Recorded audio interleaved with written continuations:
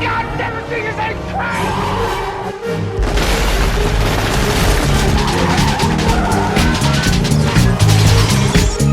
Welcome to the party, pal!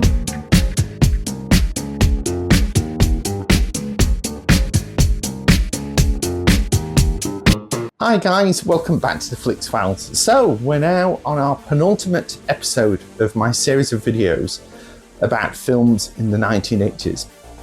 And we're now looking at the year 1988. And I promise this won't be as long a video as the previous one because 1987 had a lot of great films and so many that I wanted to mention. And 1988 has some good films, but I have pared down the number that I want to talk about. So I've had a look through my collection of films and I've picked out 7 movies that were made in the year 1988 that I think deserve a little chat. And if you haven't seen any of these films, then I would recommend you watch any of them as I talk about them. And maybe if you've seen them but you haven't watched them for a long time, then they're definitely worth a revisit. So the first movie is a movie that I've previously done a video of, and it was the second video I think I ever made on this channel back in July, August of 2024. And it's Roman Polanski's Frantic, starring Harrison Ford. And I remember watching and enjoying Roman Polanski's Pirates, which is the movie he made just before Frantic. And I really like Pirates, and I know a lot of people hate it. It's a very divisive movie. But again, I did a video about that as well, where I tried to put across why I love it so much. It's what I call a guilty pleasure movie. And I was very excited to watch Frantic when that first came out because it was a Roman Polanski movie and it had Harrison Ford in it. And this is Harrison Ford in the middle of his Indiana Jones tenure. He would have made The Last Crusade immediately after making Frantic, I believe. So he's really in peak form here. And the character that he plays is a world away from Indiana Jones. And he plays a doctor that is holidaying in Paris with his wife. And he's due to give a talk. And while they're in the hotel room and Harrison Ford is in the shower, his wife mysteriously disappears. What would you like us to do exactly? I want you to find my wife. And the rest of the movie is just about Harrison Ford's character, where he's trying to find his wife and trying to work out what happened to her because she's literally just disappeared. He doesn't know where she is. And it's a really good Hitchcockian sort of thriller. And you're learning things with Harrison Ford as he works his way through the Paris underworld and meets various people in order to find out what happened to his wife. And I don't really want to say much more than that in case you haven't seen this movie, but it is well worth a watch, and it's still a very contemporary looking movie. It's aged really, really well, and it has a great supporting cast with the likes of the actress Emmanuelle Ziegner. Who hired you? Dede hired me. Who hired Dede? I don't know. I don't. If they knew me, they would kill me. Who I think is Roman Polanski's partner. She's been with him for a number of years and they've made a couple of films together. And she's really good in this. She plays a really good character that kind of introduces Harrison Ford into the Parisian underworld where he meets various shady people as he attempts to track down his wife. And it's a really great movie. And I searched long and hard to get this on Blu-ray because I wanted it on physical media.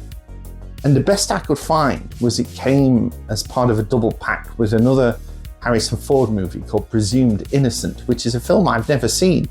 I never watched it. I always dig out Frantic whenever I pull this particular box off the shelf.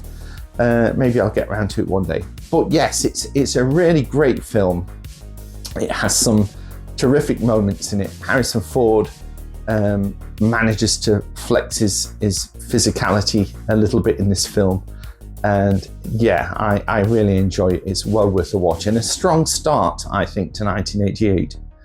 Now, the second movie that I want to mention is the second movie by what was then an upcoming filmmaker called Tim Burton. And I had previously seen Tim Burton's first movie, which is Pee-wee's Big Adventure. And as an Englishman, I wasn't really that aware of Pee-wee, and I didn't really know much about him, but certainly this movie introduced me to that character. And that film did have a style to it that was very unique, that we soon learned as the years started to go by that was Tim Burton's style. And when Beetlejuice came out, and I saw this at the cinema, it was totally unlike anything we'd ever seen. And it has a terrific star turn by Michael Keaton as the titular Beetlejuice.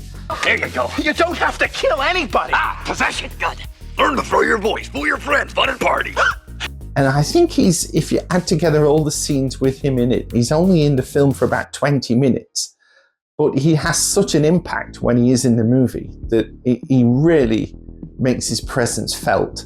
And it's just a really good, fun kind of supernatural comedy where Alec Baldwin and Gina Davis are a couple that have just moved into this new house, and they get killed in an accident and end up in the afterlife. And they spend the rest of the movie trying to come to terms with the fact that they're ghosts.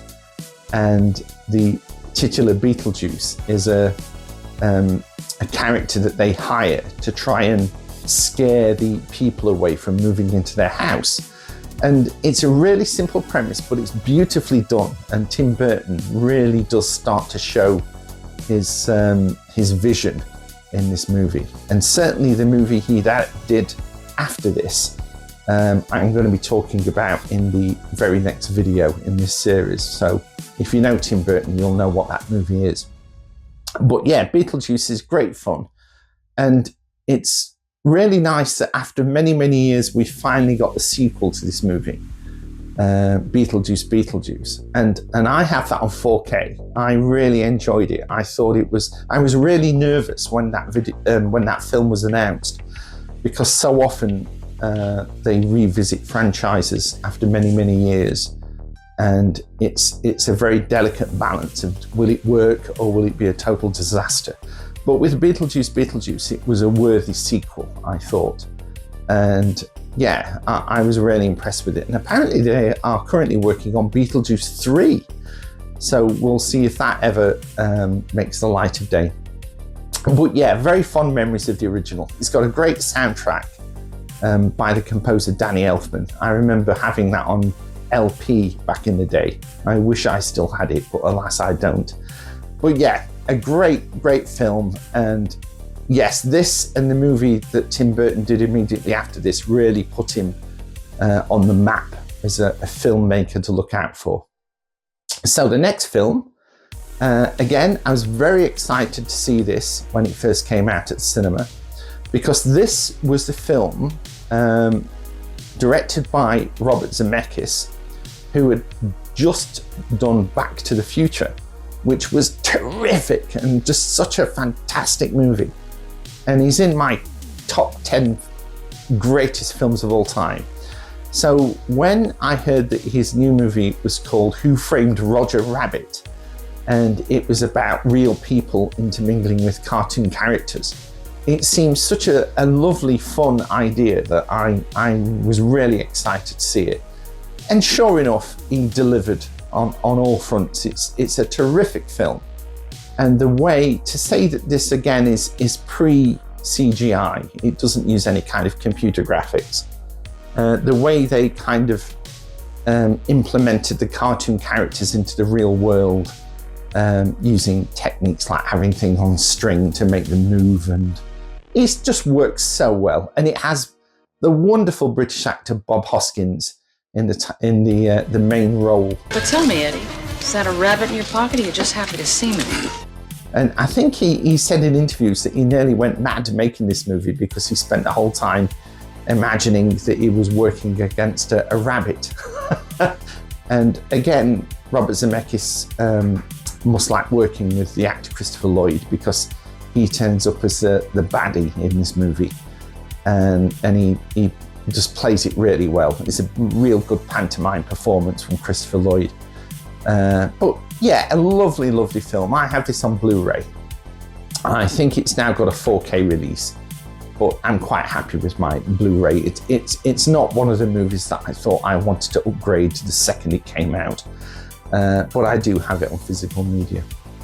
Right, the next movie is my favourite movie of 1988, and it's John McTiernan's Die Hard, starring Bruce Willis. And I said in the previous video that John McTiernan did Predator, and that was such a terrific science fiction action movie.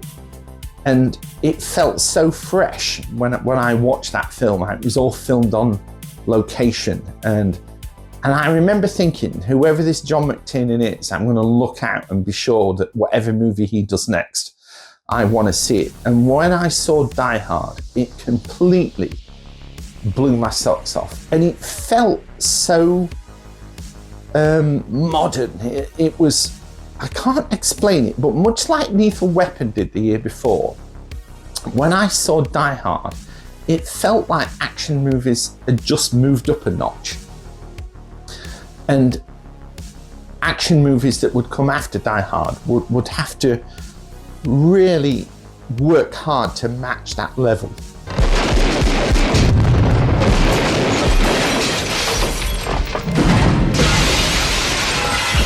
And yeah, it's just such an incredible movie. And even watching it now, all these years later, and I've recently rewatched Die Hard, it's still a cracking film that just zips by. And it has some wonderfully staged action sequences in it. And there's so much to like about Die Hard. The cinematography is by Jan de Bont. And Jan de Bont did quite a number of films where he was just terrific doing the cinematography. Basic Instinct is another one of his. But he then went on to direct himself. And his first stab at directing was the fantastic movie Speed, starring Keanu Reeves. But Die Hard is just, it's hard to remember the time when Bruce Willis was not an action star. When Die Hard came out, he was famous for starring in the Moonlighting TV series.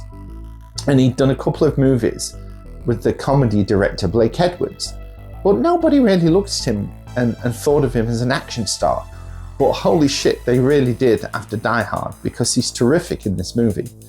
And the baddie, played by the wonderful Alan Rickman, is again just such a key element of this movie and what makes it succeed. And much like when he was the Sheriff of Nottingham in Robin Hood, Prince of Thieves, Alan Rickman comes very close to stealing the limelight in this movie because he's just so fantastic in it. And yeah, it just still works. It still feels modern and fresh. And yeah, it really, as I say, raised the bar for action movies after this. It's just incredible. And I have this on 4K. Again, it was one of those films that is on my list of films that when they get a 4K release, I'm going to be there and pre-order it and get it day one. And this is definitely one of those movies. And it's a terrific 4K. It's a real delight watching this in that format. And yeah, it's just a great film. And this movie spawned 4 more sequels. Is that right? And the sequels are a mixed bag. I think one of the sequels will definitely be appearing in a future video. But yeah, it's a mixed bag. The first one is the best one and is amazing. The second one is my second favourite. In fact, thinking about it, I'd rate the Die Hard sequels in the order that they were made.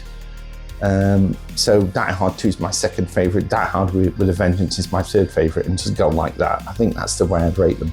But yeah, great film, my favourite film of 1988. So my next choice is a comedy, and this is like the first film that the comedy actor John Cleese wrote and kind of was creatively involved in, and it's A Fish Called Wanda. And this is, again, probably the only British movie on this list, but it's just a terrific comedy, and you either like John Cleese or you don't, and if you're a Python fan, obviously you're going to love John Cleese. And this is just a real good romp where he plays a barrister that gets romantically involved with the lovely Jamie Lee Curtis. And we learned that Jamie Lee Curtis is being involved with a group of people that are robbing a bank. And it has a wonderful supporting cast. It has the likes of Kevin Kline, who plays Jamie Lee Curtis's lover. And he's slightly, not all his dogs are barking, is the polite way to say it.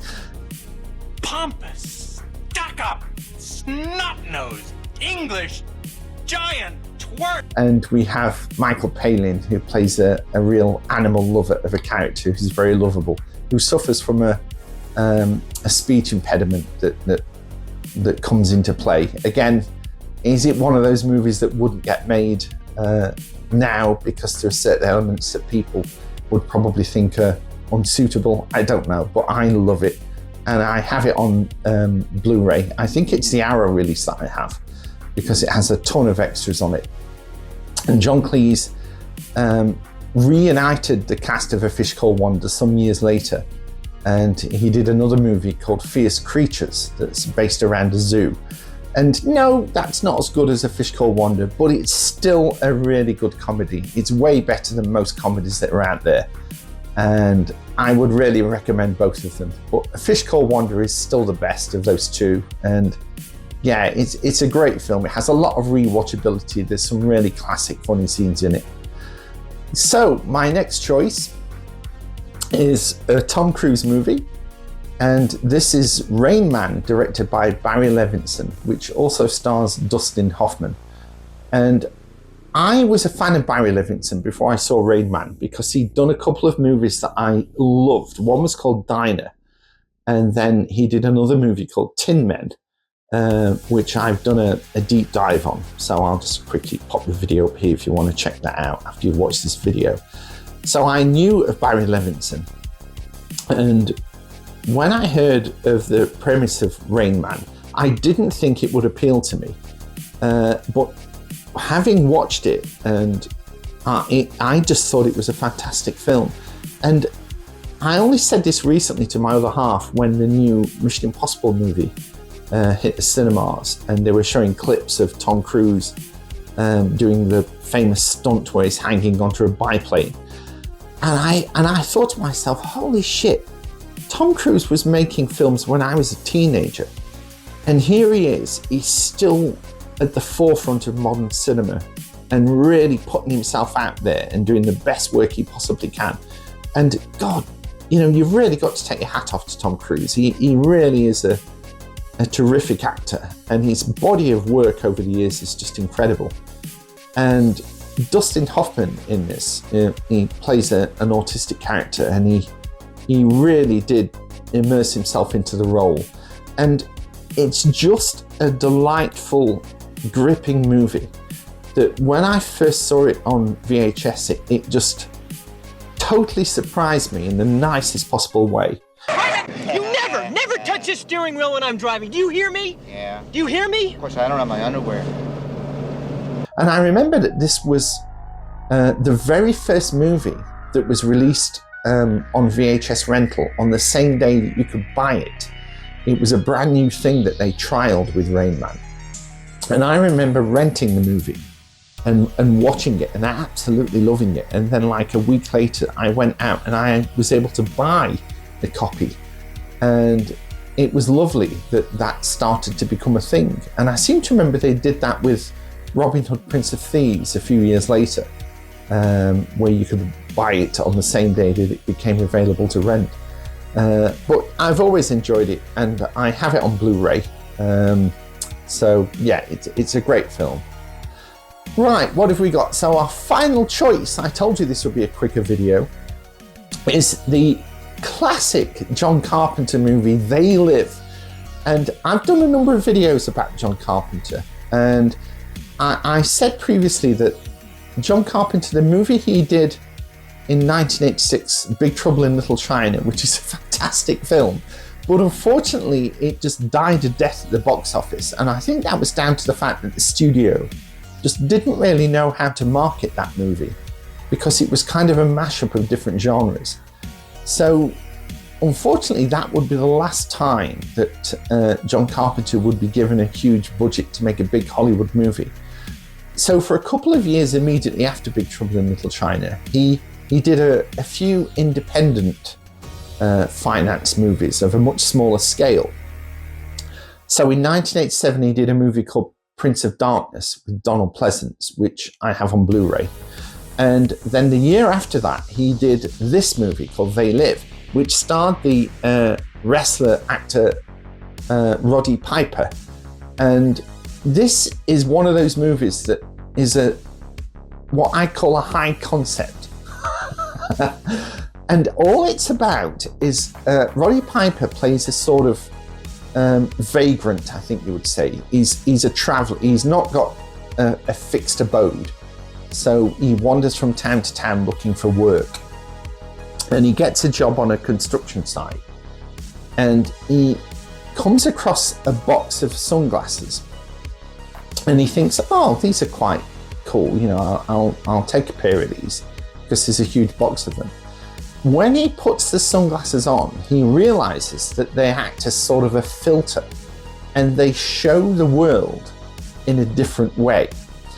And he basically realizes that these glasses show that certain people that are living in this city are aliens, and they are using a device that makes them look like humans. But if you put these sunglasses on, you get to see their true form. And that is the basis of the movie. And it's just what happens and how he tries to convince some of his friends what's going on, and to show them these glasses, and then what are they going to do to try and solve this issue. And it's just a great film. And there's a scene in They Live that I've got to talk about. If you're going to talk about the movie They Live, there's a scene where Roddy Piper is trying to convince one of his construction worker buddies to put these glasses on, because he wants somebody else to see what happens, and he's trying to convince him to put these glasses on. And this other actor is having none of it, and they end up getting into a fight. Put these on. Hey! Stay away from me! I'm telling you, you dumb son of a... And this bloody fight lasts for about 10 minutes of screen time. I'm not kidding, it may be more than that. And it's possibly one of the most realistic, best choreographed fight sequences you're ever going to see in any movie. Put the glasses on!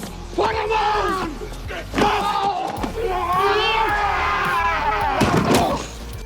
And it's just glorious. And I think it must have been Roddy Piper's wrestling background, and he must have helped choreograph this fight. And it's so raw and gut punching, if you forgive the pun, that it's just a terrific scene, and it's worth watching the movie just for that one sequence. If you're not really a science fiction fan, give this movie a go just for that one sequence, and I'm sure it will win you over, and hopefully you'll just end up watching the rest of the movie and really enjoy it.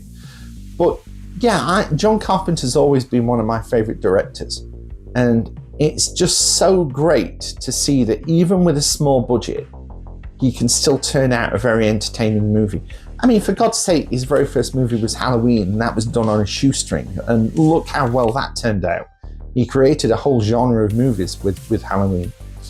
But there we are. That is nice and quick, hopefully. That are 7 films that I have picked to highlight the greatness of 80s movies, and in this case, the year 1988. So I hope you agree with my choices. If there are any other films released that year that you think I should have put on this list, please let me know in the comments. We've only got one more video to go for 1989. I've already selected the films that I want to talk about in that video, so I hope you will tune in for that. Hopefully that'll be around in a week's time. If you enjoyed this little chat, give me a thumbs up, and if you're new to this channel, please subscribe. It doesn't cost anything, and after I finish this series, I'm going to go back to doing deep dives for a while, because I know some of my viewers do like me picking out individual movies and talking about them more in depth. So I'm going to be going back to doing that for a little while.